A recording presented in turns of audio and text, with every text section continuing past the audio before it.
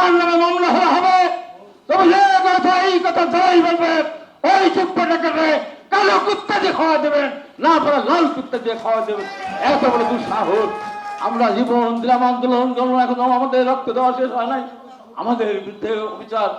আজকে বড় দু একটি দল বড় মনে করছে, তারা মনে করছে ক্ষমতায় চলে গেছে, তারা বলার চেষ্টা করছে, এক চোরকে তাড়িয়েছে, আর এক দল ডাকাতি করা শুরু করেছে।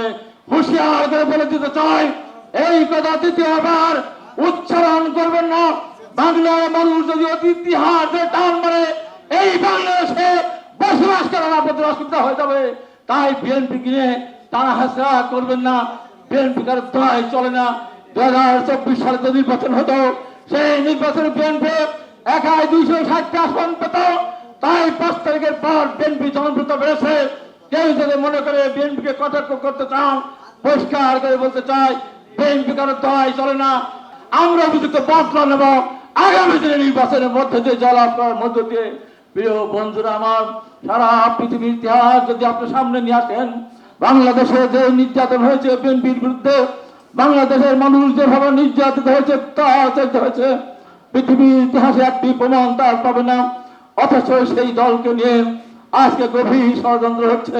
রিজভী আহমেদকে যদি আমরা সেই জায়গায় পৌঁছে দিতে চাই, তার অবদানকে যা মূল্যায়ন করতে চাই, আগামী দিনে যে আমাদের যুদ্ধ, যে যুদ্ধ বর্তমান শুরু হয়েছে, দীর্ঘ 17.5 বছর আন্দোলন সংগ্রাম করার মধ্য দিয়ে শত শত মানুষকে হারিয়েছি, গুম হয়েছে, হাজার হাজার মানুষ নির্যাতিত হয়েছে, ইলেকট্রিক শক দেওয়া হয়েছে। সেই বিএনপিকে নিয়ে আজকে যখন কটাক্ষ করে কিছু কিছু ছেলেরা এবং কিছু কিছু দল, আমি পরিষ্কার করে বলে যাই, যত ষড়যন্ত্র হোক না কেন, দেশটিতে বেগম খালেদা জিয়া এবং জনাব তারেক রহমানের নেতৃত্বে বাংলাদেশ সামনের দিকে এগিয়ে যাবে। একটা নির্বাচন হবে, সেই নির্বাচন অবশ্যই ধানের শীষ বিজয় লাভ করবে।